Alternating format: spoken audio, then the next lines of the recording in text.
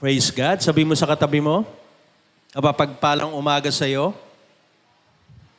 Nangiti po ba? Masaya po ba? O parang inaantok pa rin? Ano? Kaya, ba't kaya gano'n? Pag linggo, no? Ang hirap tumayo. Hindi napapansin yun? Ang hirap gumising. Kasi po, ano po ng kaaway yan? Sa lahat ng araw naman, ba't ang linggo pa? Ang talagang yung pagsamba mo, ang medyo hirap kang tumayo. Di po ba? Kaya palakpakan natin ang Panginoon sapagkat napagtagumpayan natin lahat ito. Ng bawat isa narito ngayon upang magpuri at makinig ng salita ng Panginoon. Alam niyo po? Sa ating pong pagpapatuloy, ngayon po ay July na, month of July. At meron na po tayong bagong series. At ang ating series po ay ang mensahe po ang Joy in the Crisis o kagalakan sa panahon ng krisis. Alam niyo po, ang dami ng krisis na nangyayari ngayon. Kaya pagiging joyful in the midst of uncertainty o magiging masaya sa gitna ng kawalan ng katiyakan. Kasi, di ba, hindi niyo napapansin ngayon yung mga nangyayari ngayon? Mga lindol. Sino ba nakapag-predict ng lindol ay mangyayari? Sa ibang bansa, Venezuela, kambal pa. Hindi lang isa, kumambal pa at marami pong namatay at maging sa atin po dito sa kababayan natin sa Soxarden na kung saan nangyari din po ito. Lately naman, yung nakaraan din, yung pagtaas ng gasolina. Nagkaroon tayo ng krisis sa gasolina. Ito yung mga bagay na talagang sabihin mo, may kagalakan pa ba kung mararanasan sa mga nangyayari o takot ang naibibigay nito. Pero po, ang salita po ng Panginoon ay magbibigay sa atin ng kagalakan, kaligaya, in the midst of crisis, in the midst of uncertainty na parang hindi mo na naiintindihan ng lahat. Di po ba? Minsan tatanong mo, ano ba nangyayari ngayon sa mundo? Pero ang gandahan po sa Panginoon, bago po mangyayari ang mga bagay na ito, may ibinibigay na siya. Upang ito maging panuntunan natin, ito yung maging pamamaraan natin, na kung sakali tayo dumadaan, lalo po sa krisis, meron pa rin tayong kagalakan.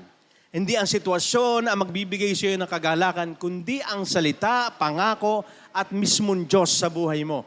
Ang magbibigay sa iyo ng assurance na kaya po palang maging maligaya kahit tayo nakakaranas ng mga hindi magagandang pangyayari. Ano po sinasabi po dito sa ating series verse sa Santiago 1:2 hanggang 4? Sabi po, mga kapatid, mag-alala kayo sa tuwing dumaranas kayo ng iba't ibang uri ng pagsubok o mga krisis sa buhay. Sapagkat alam ninyo ang pagsubok ng inyong pananampalataya ay nagdudulot ng katatagan. Kaya dapat kayong magpakatatag hanggang wakas upang maging ganap at walang anumang pagkukulang ang buhay ninyo. Ibig sabihin, lahat po tayo, even Christian and hindi Kristiyano, ay makakaranas pa ng mga bagay na ayaw mo mangyari. Yung mga krisis, mga paghihirap. Pero ang sabi ng Panginoon, sa Panginoon, wala kasing pangit eh. Walang hindi maganda sa Kanya. Kaya pag ikaw ay mananampalataya, ang sabi ng Panginoon, magalak ka. Parang ang hirap, Nakakaranas ka ng pagsubok, pero kailangan mong maging masaya. Nakakaranas ka ng paghihirap, pagtitis, kailangan mong maging masaya. Nakakaranas ka ng problema, may mga kinaharap ka ngayon na alalahanin o mga bagay na nagpapabigat na yung kaisipan at yung pamumuhay, pero kailangan mong maging masaya. Bakit po? Kasi po ito po ay nagbibigay sa atin ng katatagan, ng pananampalataya na lalo tayong lumapit sa Panginoon upang magdulot ito ng katatagan at maging ganap ang buhay ng isang bawat mananampalataya. Sa lahat ng parte o area ng ating buhay, ganap tayo. Ibig sabihin, kaya natin maging masaya kahit sa panahon na tayo nakakaranas na gatong sitwasyon. Di po ba? Sa pagtaas ng kuryente, ilang buwan na tayo nagtitiis. Di po ba? Halos kahit na tayo ay tumatagak na yung pawis, ayaw natin gumamit ng aircon. Bakit? Sa kuryente lang napupunta ang ating mga iniipon ng sweldo ng ating mga asawa.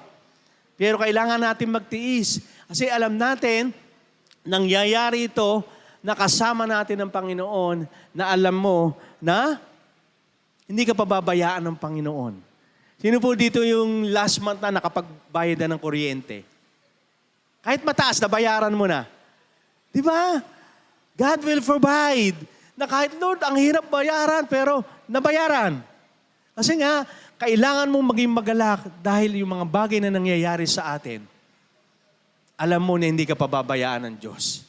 Kaya nga faith, hindi tayo nakatingin sa mga nangyayari sa paligid natin o sitwasyon natin. Nakatingin tayo sa ating pananampalataya sa pag-asa natin na Diyos na buhay sa pamamagitan ng pag-asa na galing sa Panginoon. Kaya nga tayo masaya pa rin kahit wala pa rin tayong another na naman ng bill sa kuryente, sa internet, sa tubig, sa bahay, di ba? Et cetera. Pero nananatili pa rin tayong masaya. At nananatili tayong umaasa at nagtitiwala sa Diyos dahil alam mo, nakikilos ang Panginoon sa sitwasyon mo. Ganyan ang sinasabi ng Panginoon. In the midst of crisis, kaya natin magalak. Kahit yung mga bagay na walang katiyak, hanggang kailan ba matatapos ito? Di ba? Yung paghihirap, pero patuloy tayo na nagiging matatag. At minsan nasasabi na nga natin, baka ito na yung end times. Di ba? Ito na ba yung huling araw na kung saan,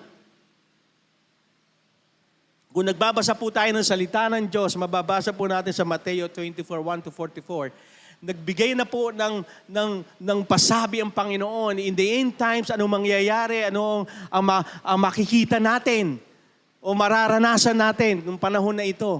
Kaya ang Panginoon, sinasabi natin ito upang hindi magbigay sa atin ng mga bagay ng alalahanin yung nangyayari. Kundi lalo tayong umasa sa pag-asa na galing sa Panginoon. Na kung saan, sinabi nga doon, magkakaroon, lalabas yung mga sign, false Christ, false prophet, mga war, mga patayan, lindol, salot, mga paghihirap. Yan yung mga sign na parating ng ating Panginoon. Pastor, paano magiging masaya? Ibig sabihin, pag nangyayari ito, mangyayari ang pagbabalik ng ating Panginoon. Amen? Kaya yung takot natin doon sa crisis o mga paghihirap o nangyayari dito sa mundo, hindi magbibigay sa iyo ng takot, kundi magbibigay sa iyo ng kagalakan at pag-asa. Dahil yung sinasabi doon sa banal na kasulatan na paghihirap, lindol, gera, etc., na sinasabi sa Bible, ay nangyayari. Ibig sabihin, mangyayari. Yung isa sa pinakamagandang pangyayari sa Kristiyano, ang pagbabalik ng ating Panginoong Jesucristo. Kaya sa nangyayari ngayon, nakaguluhan, lalo-lalo na po sa ating sa gobyerno, di po ba, kanya-kanyang rally. Yung nakaraang may nag-rally, halos din iba, hindi na nakauwi, na traffic na, nagkagulo na. Paano po ba tayo tumutugon sa mga pangyayaring ganyan na hindi mo naiiwasan? Bigla na lang nag-rally, di ba? Tayo ba'y tutugon na may pananampalataya?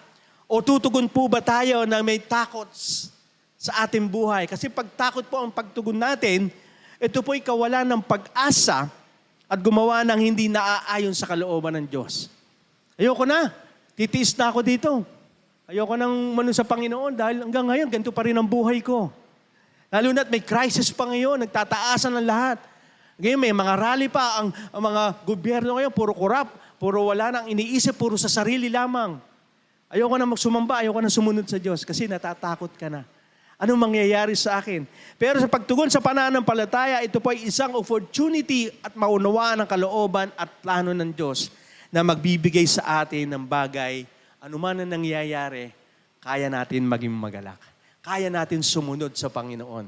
Dahil alam mo, yung mga pangyayaring ito na kailangan mangyari dahil sinabi ito ng Panginoon para mangyari yung pagbabalik ng ating Panginoong Jesucristo.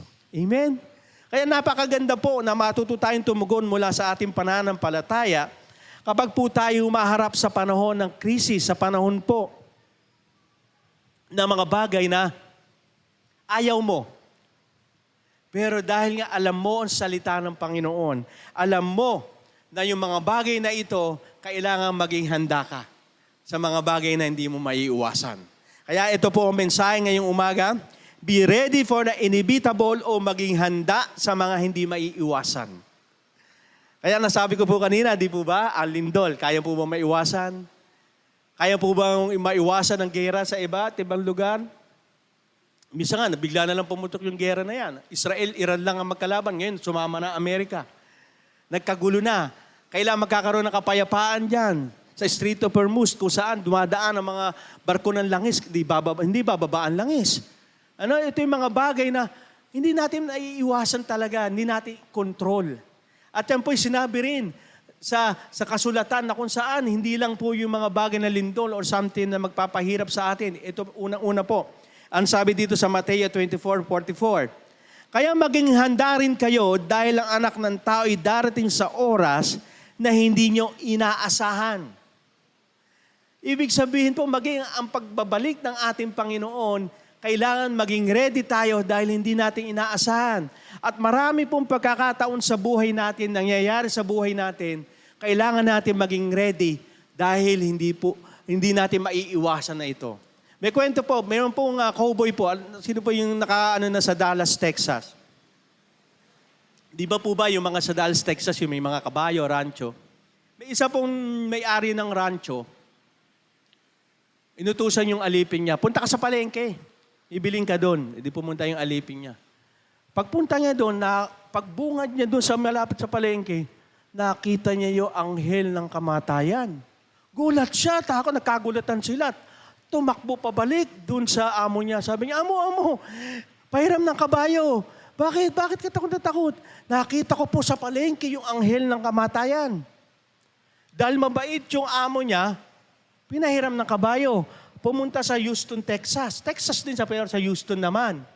E di nangyari na yon, yung amo na lang ang pumunta sa palengke. At pagpunta ng amo sa palengke, nakita niya rin yung anghel ng kamatayan. Nagulat din. Sabi niya, anghel ng kamatayan. Nakakagulat ka naman. At nagulat din sa'yo yung aking alipin. Bakit ginulat mo naman? O nga, nagulat din ako sabi nga ng anghel ng kamatayan. Kasi hindi ko siya inaasahan dito sa Dallas, Texas. Dallas, Texas ko siya makikita. Kasi ako, mamayang gabi pa ako pupunta niyo yung Houston, Texas. Nakakuha niyo po? Kahit saan ka magpunta, hindi mo maiiwasan, isa na rito ang kamatayan. Di ba? Parang yung alipin, kala niya, nung nandun siya sa Dallas, kala niya, sa Houston di siya pupunta. Hindi niya alam, doon talaga siya pupuntahan ng anghel ng kamatayan. Yun po, ang kamatayan na isa hindi natin maiiwasan sa lahat. At ang magiging pagbabalik ng ating Panginoon sa Kristo ay hindi mo maiiwasan. Pero ang tanong, we are ready ba? Ready ba tayo? Kasi yan po mga bagay na hindi maiwasan. Katulad nga sa mga lindol na nangyari sa Venezuela na banggit ko kanina.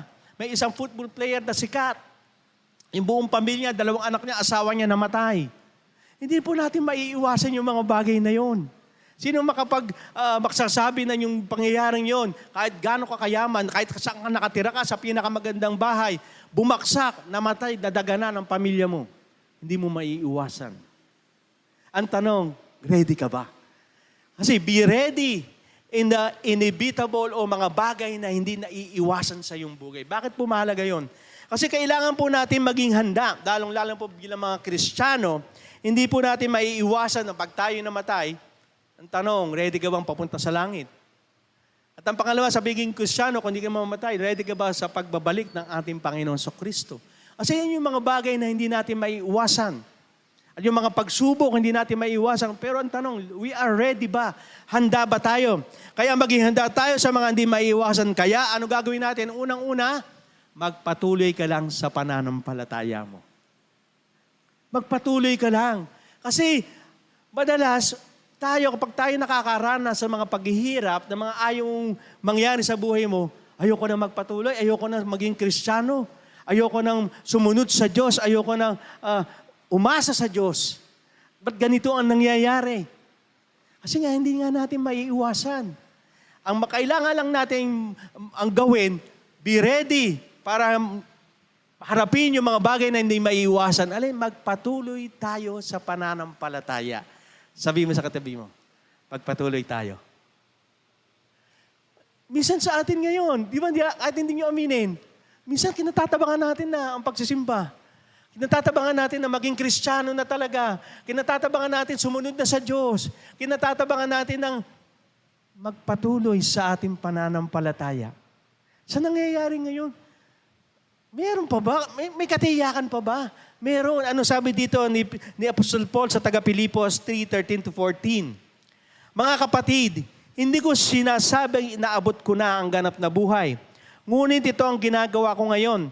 Kinakalimutan ko na ang nakaraan at pinagsisikapan ko makamtan ang nasa hinaharap. Nagpapatuloy ako hanggang makantam ko ang gantimpala na walang iba kundi ang pagtawag sa akin ng Diyos na makapamuhay sa langit sa pamamagitan ni Kristo Jesus. Sino po ditong gustong mapunta sa langit? Amen, di ba? Pero hindi pa natin, kasi nandito pa tayo. Ano kailangan natin? Sabi ni Apostol Paul, nagpapatuloy ako hanggang makamtam ko ang gantimpala na walang iba kundi ang pagtawag sa akin. Ano ba yung pagtawag sa atin ng Panginoon? Yung pagkapili sa atin. Yung makasama tayo ng Panginoon doon sa kabilang buhay, sa langit, na kasama niya magpawalang hanggan. Kung hindi ka magpapatuloy sa pananampalataya mo or faith mo, hindi mo makakantaan yung pagkapili sa'yo, yung layunin sa'yo ng Panginoon. Ang sabi nga sa 2 Peter 1:10-11, ito po yung verse po sa NBB namin. Yung pagkatawag at pagkapili sa'yo ng Panginoon, ito po ba'y binibigyan mo ng pansin? Ito po ba'y itinatalaga mo o talagang nagsusumikap ka yung pagkatawag at pagkapili sa'yo ng Panginoon, nakikita talaga sa'yo. Kasi nga, kung hindi ka magpapatuloy sa pananampalataya, anong mangyayari? Lalayo ka. Kaya ang pananampalataya nagpapatuloy upang magpatuloy rin yung paglago mo. Alam nyo, marami sa mga Kristiyano, tagal na akong Christian for almost 30 years. Kaya hindi ko na kailangan na magbasa ng salita ng Diyos. Hindi ko na kailangan ng mga bagay na mga magpapalago pa. Kasi 30 years na ako, hindi. Yan ang pinaka-danger sa pananampalataya. Na iniisip mo, okay ka na? Hindi mo na kailangan ng paglago. Danger yan. Bakit? Nagpapakita yan ng pagmamataas mo. Hanggat buhay ka, may layunin sa iyo ang Diyos. Hanggat buhay ka, may babaguhin sa iyo ang Diyos. Hanggat buhay ka, kailangan mo ang Diyos na kumilos sa iyo sa habang buhay mo, habang nandito ka. Amen? Kung hindi ka magpapatuloy sa pananampalataya, hindi mo ipagpapatuloy ang layunin at kalooban ng Diyos sa buhay mo. Once na hindi na nasunod ng kalooban ng Diyos sa buhay mo, ano mangyayari? Sa iyong sarili mo na naman ang iisipin mo. Yan nga ang problema eh. Kapag ang sarili mo lagi ang iniisip mo, yung mangunguna sa'yo, yan ang magdadala sa'yo sa kapahamakan. Kaya nga tayo naging makasalanan eh. Kasi mas pinili natin ang sarili natin. Kaya nga sabi nga ni Apostol Paul na kailangan natin patayin yung magiging makasarili natin dahil yan ang nag-uudyok sa ating sariling laman. We must die to ourselves. Kaya ang mangyayari, kailangan maging maingat tayo at lumago sa biyaya ng Diyos. Kaya pag tayo nagpapatuloy sa pananampalataya, ay lumalago sa biyaya ng Diyos. By the grace of God. Kaya tayo naligtas sa pamamagitan ng biyaya ng Diyos. Kaya tayo magtatagal na patuloy na lumalago sa pananampalataya by the grace of God. Ano po sabi sa 2 Peter 3:18? Sa halip, lumago kayo sa biyaya ng Diyos at sa pagkakilala sa ating Panginoon at tagapagligtas na si Jesucristo. At bilang mga Kristiyano, dapat lumalago ka sa biyaya ng Diyos. Sino po dito nabago yung sarili mo dahil sa sarili mong lakas o wala, di ba? By the grace of God, sabi sa Ephesians 2:8-9, by the grace you are been saved, not by your works. Ay, ibig sabihin dito, magpapatuloy tayo sa pananampalataya by the grace of God. Sa biyaya ng Diyos, sa tulong ng Diyos. Kaya nga tayo nakakaraos araw-araw na kahit tayo gipit, may problema, may maalalahanin, napupuno pa rin tayo ng mga bagay na sinasabi ng kaaway sa atin. Pero sa biyaya ng Diyos, natapagtagumpayan natin to. Nabibigyan natin to ng solusyon sa pamamagitan ng biyaya at awa ng Diyos sa atin. Okay? Kaya maraming Kristiyano tumitigil sa paglago kasi nga ayaw niya nang umasa sa Panginoon. Ayaw niya nang umasa sa biyaya ng Diyos. Alam niyo po, pag tayo po'y umasa sa biyaya ng Diyos, lalo lumalagong ating pananampalataya. Bakit? Kasi nga, sa Kanya lang ka umaasa eh. Kapag sa Kanya ka lang umaasa, sa ka lagi tatakbo. Sa Kanya. Ang maganda sa Panginoon, walang imposible sa Kanya. At binibigyan ka pa ng kapayapaan ng Panginoon kahit sa panahon ng bagay na uncertainty, hindi mo alam ang nangyayari sa mundo ngayon. Pero Lord, magtitiwala ako sa iyo. Ano nangyayari? Yung faith mo nagpapakita ng pagpapakumbaba at surrendering kay Lord. Alam niyo po kung bakit tayo madalas nahihirapan? Ayaw mo isurrender kay Lord ng lahat. Hindi mo kaya to, Lord. Hello? Kilala mo ba talaga si Lord? Kasi kung kilala mo ang Panginoon na kayang gawin ang lahat, wala imposible sa Kanya. Kaya sabi nga ng Panginoon sa Matthew, di ba? May imposible ba sa akin? Sabi ni Jesus. Wala. Kaya pag yun ang nasa isip mo lagi yung katangian niya, lagi kang lalapit at aasa sa biyaya ng Panginoon. Ang nagpapatuloy sa pananampalataya ay patuloy na sumusunod sa katotohanan. Pag nagpapatuloy ka sa iyong pananampalataya, anuman ang mangyari dito sa mundo, anuman yung mga bagay na hindi mo maiiwasan, kamatayan, pagbabalik ng ating Panginoon Kristo, anumang nangyayari dito, kaguluhan dito sa mundong ito, ready ka. Bakit? Kasi ang sinusunod mo, yung paglago ng iyong pananampalataya at sinusunod mo ang sinasabi ng katotohanan. Ano sabi sa Filipos 3:15-16? Tayong matibay ang pananampalataya ay magkakaroon sana ng ganitong kaisipan. Ngunit hindi ganito ang pag-iisip ninyo. Ipapaunawa ito sa inyo ng Diyos. Ang mahalaga ay patuloy nating sinusunod ang katotohanang natututunan natin. Ano sabi dito ni Apostol Paul? Marami tayong bagay na hindi natin maunawaan. Sa nangyayari sa pamilya natin, sa ating finances, sa ating relasyon, sa kapaligid sa atin, nangyayari sa ibang bansang gera, nangyayaring krisis. Ang dami natin hindi maunawaan. Ba't nangyayari ito? Sabi ng Panginoon, huwag kayong mag-alala. Kung patuloy kayo sa pananampalataya at patuloy kayo nagbabasa ng aking salita, pauunawa ko sa inyo. Kaya nga sa Book of John, Revelation, sinasabi na roon yung mangyayari upang sa ganun hindi tayo maging alam o walang pagkaalam sa salita o mangyayari sa darating ng panahon. Kasi pagkaalam mo yan, ito kasi sinabi ng Bible yan. Will not create fear. Nagbibigay pa ito ng yung pananampalataya na iyong sinasambang Panginoon. Ito yung nagsasabi ng katotohanan noon, ngayon at magpakailanman. Ano sinabi niya mangyayari? Kaya pag sinabi niyon, patuloy tayong sumusunod. Naku, magkakaroon na daw ng mundo, ang buong mundo, magkakaroon ng taghirap. Kailangan na Anong mangyayari sa ibang na hindi mananampalataya? Takot na yan. Pupunta sa ibang bansa. Ayoko na sa Pilipinas. Kasi mahirap ang bansa Pilipinas. May mga pera sila. Pwede sila magpunta sa ibang bansa. Paano yung mga wala? Dito na magtitiis. Will create fear. Magkikreate ng alalahanin. Magkikreate ng mga bagay na lalong hindi mo panampalatayaan ang sinasabi ng Diyos.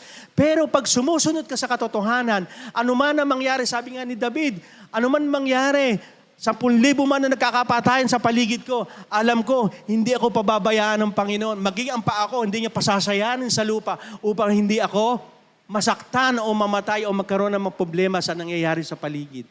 Kung alam mo ang katotohanan, hindi ka mag-create ang alalahanin. Ano ba nangyayari? Mataas ang bilihin, mataas ang ganito. Okay, pagpipiri ko kay Lord.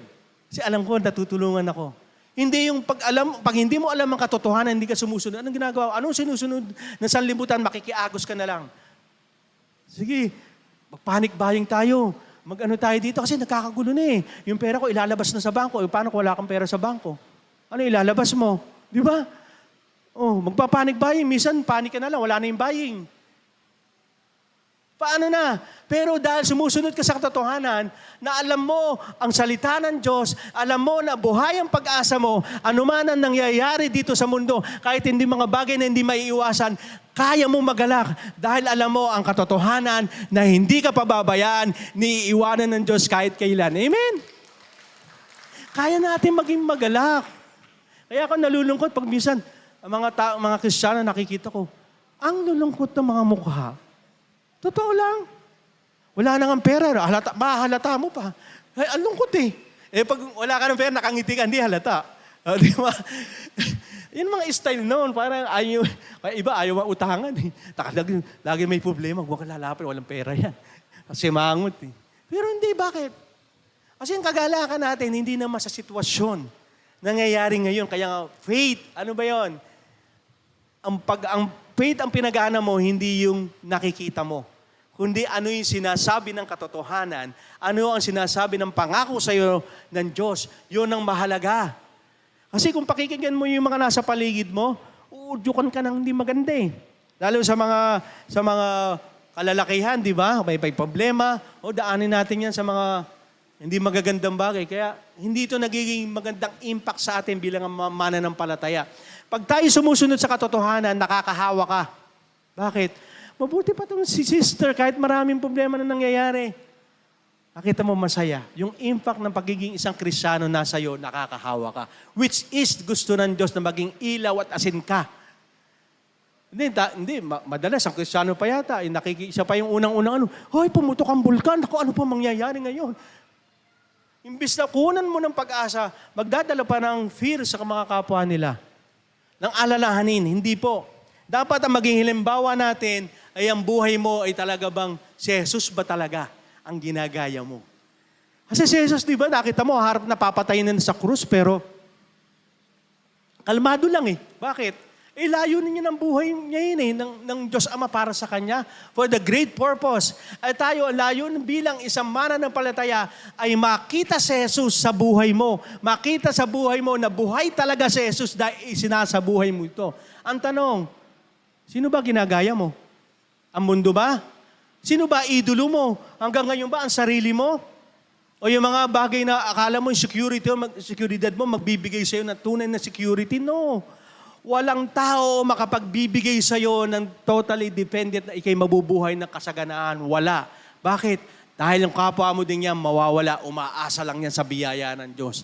Ngunit ang nagtitiwala sa Panginoon, sabi sa Salmo, ay alin, hindi pa babayaan, ni man lang hindi magkukulang. Sabi nga ng Panginoon, di ba? Ang hayop na leon, mahihirapang kumuha ng makakain, pero ang mga nagtitiwala sa Panginoon, hindi mawawala ng biyaya sa hapagkainan niya. Ang tanong, si Jesus ba talaga ginagaya natin o sinasabuhay? Ano po sabi sa unang Korinto 11:1? Kaya tularan ninyo ako gaya ng pagtulad ko kay Kristo. So sabi kasi ni Apostol Paul sa mga Korinto. Kasi yung mga taga-Korinto, kahit na sila ay nasa iglesia, ang kanilang galawan, ng kanilang mga kilos, hindi mga Kristiyano. Nagsisiraan sila, ako kay Apollos, ako kay Pablo, ako kay Peter, kay Pedro. Yung mga gawain malalaswa, ginagawa pa rin nila. Yung pagsisiraan sa kapwa, ginagawa pa rin nila.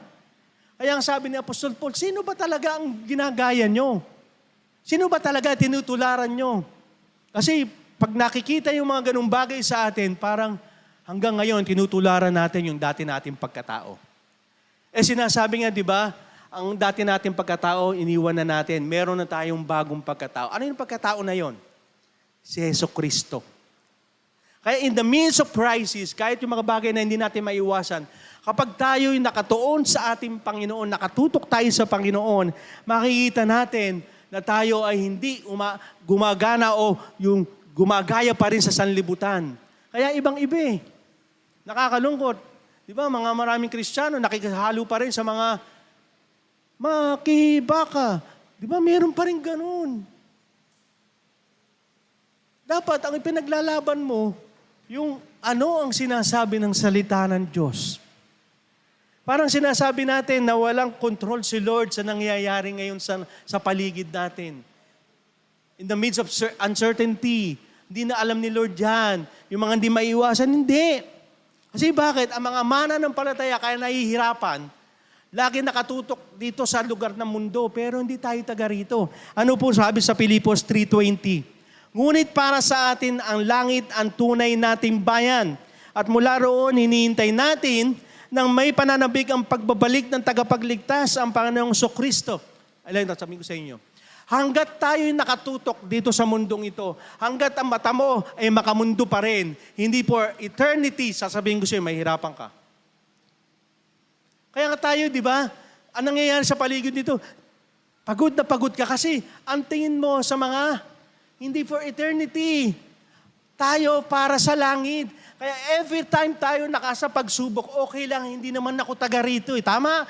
Ano man ang nangyayari dito sa mundo, okay lang. Kasi sinabi sa Book of Isaiah, ang mundo ay pasira, hindi po pabuti. Hindi nyo napapansin, sabi rin, ang taong masama ilalo magpapakasama, ang taong mabuti magpapakabuti. Kasi po yun ang mangyayari. Kasi kung iniisip po na ang mundong ito will be a better place, no. Hindi mangyayari yun. Kasi yun ang sinasabi ni Jesus sa atin. Pag pumokus tayo sa langit, anuman nangyayari sa mundong ito will not affected na ganon. 100% affected ka, hindi. Kasi ikaw, nakatingin ka for eternity. Ikaw ay para sa langit, hindi para dito. Kaya pag tayo yung nagtitiis, tayo yung naghihirap, okay lang. Bakit? Kasi hindi ako taga rito, taga langit ako. Amen? Sa langit wala nang hirap. Sa langit wala nang pagtitiis. Sa langit puro pahinga na, wala hanggang kapahingahan. Kaya ang pangalawang point, kaya tayo nagigihanda sa mga hindi maiwasan, matuto tayong maghintay ng may pagtitiis. Alam natin na itong nangyayari sa ating buhay, mga krisis, mga bagay na hindi mo maiwasan, mangyayari yan. Pero ang kailangan mo para maghihanda ka, magtitiis tayo. Sino po dito yung nasisiyahan ka habang nagtitiis ka? Hindi naman madali. Praise God. Kasi hindi po madali ang magtiis. Yung magtiis ka sa pila, ang hirap eh. Mas may sisingit pa. Magagalit ka, di ba?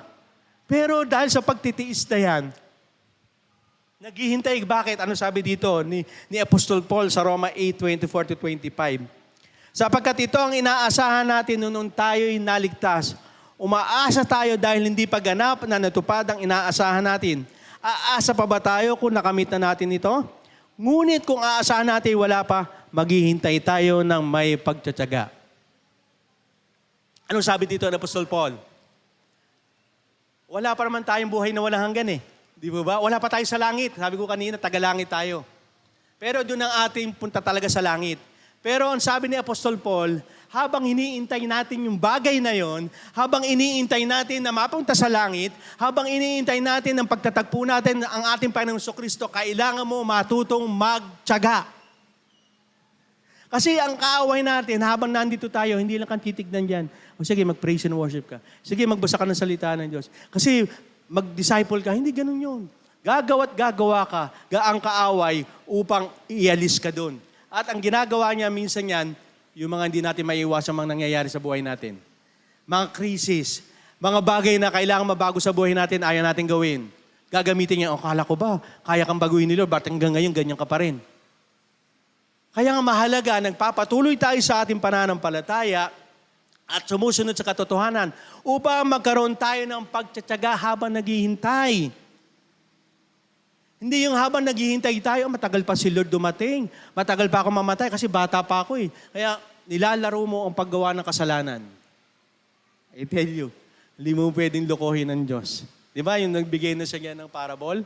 Yung mayaman na lalaki at si Lazaro, ang sabi ng Panginoon, hangal ka, ngayon din kukunin ko buhay mo.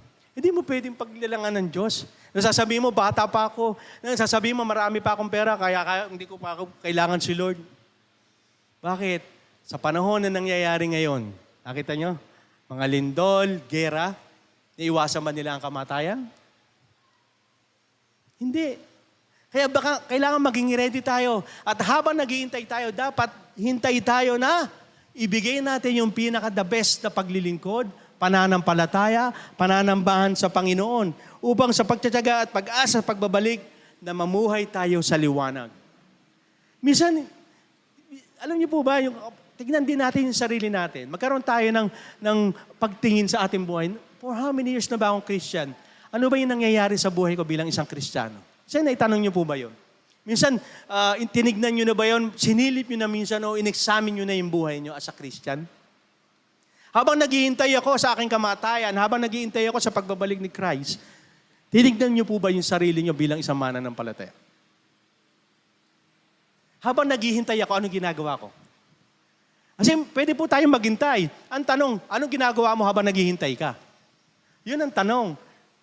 Di ba yung may kanta si John Waller? While I'm waiting, yung nakaalala nun, di ba? Sinabi na habang naghihintay ako, nagsilbi ako sa Panginoon, binibigay ko yung the best para sa Panginoon. Yun dapat. Hindi hintay ng tao, darating si Lord. Upo na lang tayo. Simba na lang tayo every Sunday. Yun lang, para masabi natin, nagsisimba tayo. Pero ang tanong, yung layunin mo ng Diyos ay nangyayari sa'yo. Kasi hindi mo maiiwasan yung mga bagay na hindi mo maiiwasan. At yun ang nagbibigay bigat sa bawat Kristiyano. Yung mga pagsubok na yan, kung tayo ba'y tutugon, kung paano ba tayo lalapit at ang ating pananampalataya, ang ating instrumento, hindi yung takot, hindi yung alalahanin, hindi yung sitwasyon o mga problema sa buhay natin, kundi ano ba ako bilang isang tunay na Kristiyano, bilang pagkapili, bilang itinalaga ng Diyos para sa Kanya. Kasi yung paghihintay po, ito po yung nagsisikap na linisin ang buhay niya. Ano po sabi dito sa unang Juan 3:2-3? Mga minamahal, mga anak na tayo ng Diyos. Ngunit, hindi pa nahahayag kung magiging ano tayo sa hinaharap. Ano sabi dito? Hindi pa nahahayag kung magiging ano tayo sa hinaharap. Ibig sabihin, kahit tayo dito lahat Kristiyano ngayon. Pero may possible na alin, hindi ka makapunta doon sa finish line. Di po ba? Kasi alam naman natin marami ang nagbabackslide, mananampalataya, biglang lumalayo sa Diyos. Kasi yun ang katotohanan. Na hanggat tayo nabubuhay, ang kaaway natin, hindi pa rin tumitigil sa para tayo ilayo at sumunod sa Diyos. Una yung pagkahirang sa atin. Ito yung sinasabi ni Apostol Paul. Subalit alam natin na sa pagbabalik ni Kristo, tayo magiging katulad niya dahil makikita natin ang tunay niyang anyo. Kaya ang sinumang may ganitong pag-asa kay Kristo yung nagsisikap linisin ang kanyang buhay upang maging katulad ito ng buhay ni Kristo na malinis. We're not talking about perfection. Hindi mo kailangan maging perfecto na hindi natin kaya yon. Pero ang sabi ng Panginoon, nagsisikap. Nagsisikap po ba tayong linisin ang ating buhay? Nagsisikap po ba natin tanggalin yung pinatatanggal ni Lord? Nagsisikap ba tayong paglingkuran at pagsilbihan at i-worship natin in the way na gustong pag-worship ni Lord sa ating Panginoon? Nagsusumikap po ba tayo? O nagsusumikap tayo? Hindi ko naman sinasabi ayaw ni Lord na yumaman, pero mostly, yung mga bagay na mundo, yung ninanais ng mundo, yan ang ginagawa natin. Ang magpakayaman, ayoko po minsan, sinabi nga sa kawigaan, di ba? Kung masyado ka mayaman, Lord, baka hindi na kita maalala. Pag sobra naman ako mahirap, magutom ako, lumayo din ako. Magnakaw, gumawa ako ng masama. Ibig sabihin, yung kasapatan ni Lord na meron sa buhay mo, magdadala sa'yo upang magpatuloy tayo nagsisikap na malinis ang buhay natin. Alam niyo po, sa langit po, hindi tatanungin kung gaano karami ang pera mo sa bangko. Hindi tatanungin kung ano ang hanap buhay mo dito sa lupa. Pag nakita ang buhay may matuwid, sasabihin sa ni Lord, job well done, my son and daughter, my good and faithful servant. Ang ganda marinig yun. Kasi marinig na, hindi kita kilala. Panginoon ka, hindi naman kita kilala. Bakit? Hindi ka naman sumusunod sa mga pinagagawa ko Sabi ko, tanggalin mo ayaw mong tanggalin. Sabi ko, ganito gawin mo, ayaw mong gawin. Sabi ko, magpatawad, ayaw mong patawad. Sabi mo, mahalin mo yung kaaway, ayaw mong mahalin ang kaaway mo. Ano ang nakikita natin? Si Lord, habang tayo naghihintay ng pagtsatsaga sa pagbabalik niya o anumang mga bagay na hindi natin maiiwasan, patuloy tayo sa paglilinis ng ating buhay. I tell you, hindi naman kaya yan. Kaya nga unang point natin, magpatuloy sa mga pananampalataya. Kasi yung pagpapatuloy mo sa pananampalataya will consider na magbibigay sa'yo upang lalo naglilinis, nagsusumikap ka linisin ang buhay mo. Kasi pag wala kang faith, sabi nga, no, without faith, you cannot please God. Ang pananampalataya ang susi kung bakit tayo nalilinis ang buhay natin. Kasi umaasa tayo sa Diyos na linisin ang buhay mo. Hindi mo kaya maglinis. Ano po? Kaya marami po ang, alam niyo po, nakakalungkot. Marami ang gusto ang mabuhay, malinis ang buhay. May kilala po akong ganyan. Adik po siya. Sabi niya, nahuhuli siya. At sabi niya, magpaparehab na lang ako para mabago buhay ko. 2 taon na rehab. Hindi, okay na. Akala ng pamilya, okay na. Nung lumabas, yung mga lahat ng nakasama niya sa loob, nagkaroon sila ng gathering. Sabi niya, magbunyi tayo, magdiwang kasi nakalabas tayo ng ating pinuntahan. Nakaiwas na tayo sa drugs. May isa nakasama nila habang nagiinom sila. Subukan kaya nating mag-marijuana. Oo nga, matagal na tayo. Saka marijuana lang yan eh. Katapos nun, siyempre, lasing na, marijuana na. Subukan na ulit natin mag-shabu. Nag-shabu na naman. Bumalik na naman sa dati. Hanggat hindi kasama ang Diyos sa pagbabago mo, hindi ka mababago. Kasi siya ang magbibigay ng tagumpay sa iyong pagbabago. Kaya ang naghihintay na may pagtitiyaga dahil sa tagumpay na yung nakalaan sa atin. Kaya tayo naghihintay kasi meron nakalaan na. Alam niyo po ba, ang Book of Revelation, ayaw na basahin natin yan. Ang Psalm 91 at Psalm 23, ayaw natin basahin ng kaawayan. Bakit? Kasi pinapakita doon na tayo, we are victorious, we are conqueror, tagumpay na tayo. Ayaw ng kaawayan na maririnig na ang ang mga mananampalataya, ang sumusunod sa Diyos ay tagumpay. Kasi si Lucifer, loser na yan. Nandadamay na lang yan. Kaya ang gusto ni Lucifer, daling ka doon sa pagka-loser, tagumpay ka na eh.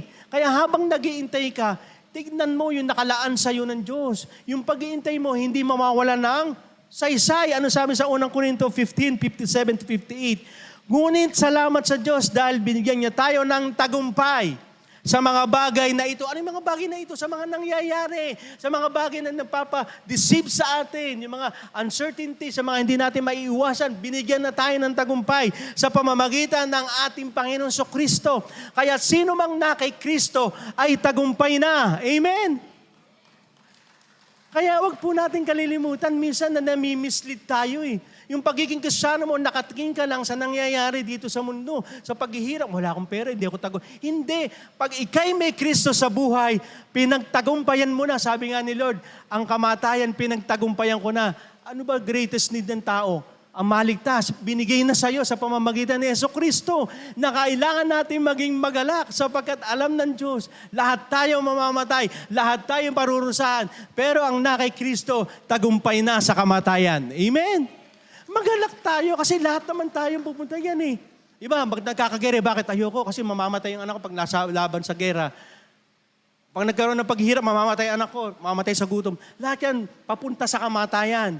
Pero maging masaya tayo kasi hindi natin maiiwasan yan. Kailangan maging ready tayo. Ano sabi dito? Kaya nga mga minamahal na kapatid, magpakatatag kayo. Binigyan na tayo na anong gagawin natin. Maging matatag tayo.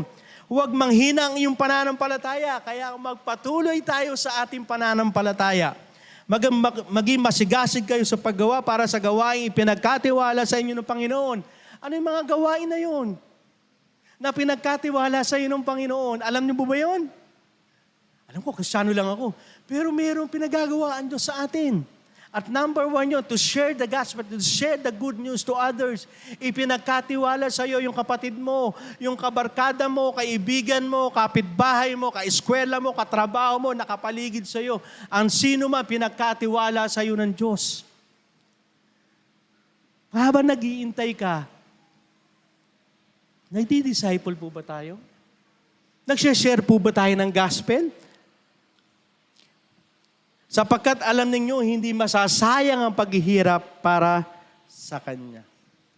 Ano man ang paghihirap po natin because of our faith, dahil sumusunod tayo sa Diyos? Ano sabi dito? Hindi masasayang. Sino nagsabi po? Hindi naman si Apostol Paul eh. Si Lord ang nagsasabi, hindi masasayang. Kung si Paul lang nagsabi nito, sa kanyang gana lang kanya, hindi ako maniniwala. Bakit? Pwede naman nagbibiro lang si Paul eh. Dahil minsan, ang pangako ni Paul, pero hindi mangyari.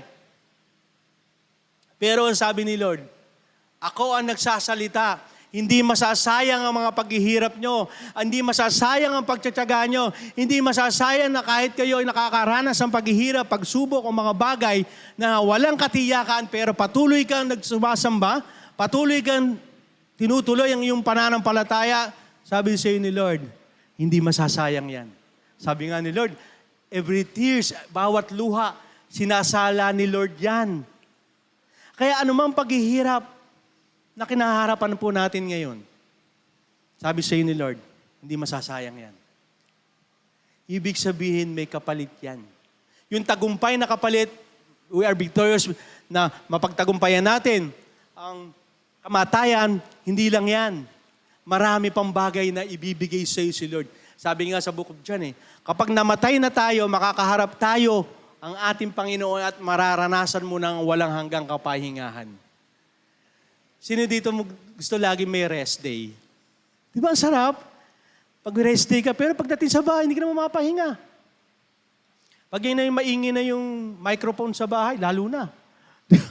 Gusto magpahinga, pero maingay. Pero kay Lord, iba. Kapahinga ang walang hanggan. No more tears, no more pain. Wala nang sakit. Ganon ang sinasabi ni Lord. Bakit? Hindi masasayang ang paghihirap. Sabi nga ni Lord, pangako niya. Di ba? Hindi man lang sumagi sa isip ng tao ang bagay na hinanda ng Diyos para sa iyo.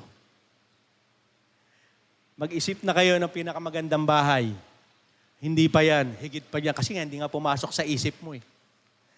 Yung pinakamaligayang gusto mangyari, hindi pa rin pumasok sa isip mo yan. Ibibigay sa'yo ni Lord. Kaya anuman paghihirap natin, anuman yung pagtsatsaga natin, habang naghihintay tayo sa pagbabalik o man nangyayari mga bagay na hindi natin maiwasan, magpatuloy lang tayo sa ating pananampalataya kasi alam natin, hindi masasayang ang ating paghihirap. Amen? Sabi mo sa katabi mo, hindi masasayang. Hindi masasayang anumang paghihirap para sa Panginoon.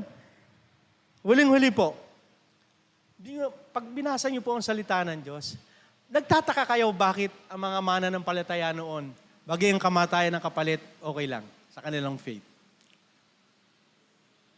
Kasi alam niyo po, yung ginagawa nilang stand up para sa kanilang faith, ay alam nilang hindi masasayang. Alam niyo po sa Africa, sa parte ng Africa, inaano na po mga Kristiyano doon. Pinapatay. Pero pinaninindigan po nila yung faith nila. Kasi bakit? Alam nilang hindi masasayang yung paninindigan nila sa pananampalataya nila. Sabi nga ni Lord, kung pinanindigan mo ako dito, paninindigan din kita sa langit. Amen? Kung ako'y pinagkaila mo dito, ipagkakaila din kita sa langit. Hindi kita kilala. Huyo ka. Totoo yun. Pero pag tayo, yung faith natin, dito pala, no? Sobrang init, pastor, ayoko magsimba. Init lang yon. Di ba? Ayoko na kasi hindi aircon. Nakakalungkot. Kasi yung hanggang ngayon, yung ating, yung pansarili pa rin. Pero para kay Lord, mainit man o malamig, lumindol man, magkabahaman, kay Lord tayo. Amen? Amen. Kaya sa panahon ng krisis, magagaling pa rin tayo dahil alam natin, ililigtas tayo ng Diyos. Lahat po tayo ay yumuko para sa ating panalangin. Ang maraming Diyos, tunay nga po, Panginoon. Wala po kaming kakayahan upang mapredict anuman nangyayari. Mga hindi po namin kayang kontrolin ang mga bagay. Kayo lang ang may kontrol. Lalo po sa mga bagay na hindi namin kayang iwasan. Isa na rito ang kamatayan, ang pagbabalik mo. Yung mga nangyayari dito sa mundong ito na sign ng inyong pagbabalik. Hindi po ito madali, hindi po ito magaan para tanggapin. Pero salamat na lamang sa iyong salita, Panginoon, na binibigyan mo kami ng babala, binibigyan mo kami ng insight upang paano kami tumugon sa mga bagay na ito. Sa mga bagay na kung saan mapaghahandaan namin. Sa mga bagay na hindi namin maiiwasan. Salamat po, Panginoon, sapagkat ang aming pananampalataya nakaangkla sa aming pag-asa sa inyo. Hindi sa aming galing, hindi sa aming tagal na aming pagiging isang Kristiyano, kundi paano kami tumutugon kung nagpapatuloy ba kami sa pananampalataya ng pagkatawag at pagkakilala mo sa amin, Panginoon. Salamat po, Panginoon, sa iyong salita na kailangan namin panghawakan ng katotohanan ang salita mo kaysa sa mga sinasabi ng sanlibutang ito. Sinasabi ng kasinungalingan na nangyayari din sa mundong ito. Na alam namin, Panginoon, na mundong ito hindi para sa amin. kundi para kami sa langit, Panginoon. Kung lagi namin titignan, yung mga for eternity, Lord, nakatingin kami sa aming pananampalataya sa inyo. Tulungan mo kami, Panginoon, na habang kami nandito sa mundong ito, naghihintay sa iyong pagbabalik, naghihintay sa tagumpay na ibibigay mo, yung makapiling ka namin for eternity, Lord, maghintay kami na may pagtsatsaga. Pagtsatsaga na nililinis ang aming buhay. Pagtsatsaga na kung saan patuloy kami sumusunod sa inyo kahit mahirap, na kahit, Panginoon, na i-deny na namin ang aming sarili para lang makasunod kami, Lord, gagawin namin. Kasi lahat ng aming pagtitiis, lahat ng aming paghihirap, hindi mawawalan ng kabuluhan. Lahat po yan ay alam ninyo. Ang bawat pag-iiyak namin, ang bawat bagay na kalungkutan nangyayari sa amin, Panginoon, alam niyo po yan. Pero Lord, isa lang ang aming nagiging pag-asa. Kasama ka namin at kasama namin ang pagliligtas na mangyayari sa amin. Anumang sitwasyon, ang pagiging Diyos nyo ay hindi magbabago, Panginoon. Kaya Lord, patibayin niyo po na maging matatag ang aming pananampalataya. Yung layunin nyo ang mangyari, yung pagkatawag nyo sa amin, yung pagkapili, Panginoon, ay lagi namin tignan yung aming identity bilang isang Kristiyano. Hindi ang identity na sinasabi ng mga makamundo, kundi ang aming pagkakilanlan ay ang sa pamamagitan ng aming Panginoon sa Kristo. Lord, salamat po sa inyong pangako. Salamat sa katotohanan. Salamat sa pag-ibig nyo na walang hanggan. Ito po ang aming dalangin sa pangalan ni Jesus. Ang lahat ay magsabi ng Amen. Palakpakan natin ang Panginoon.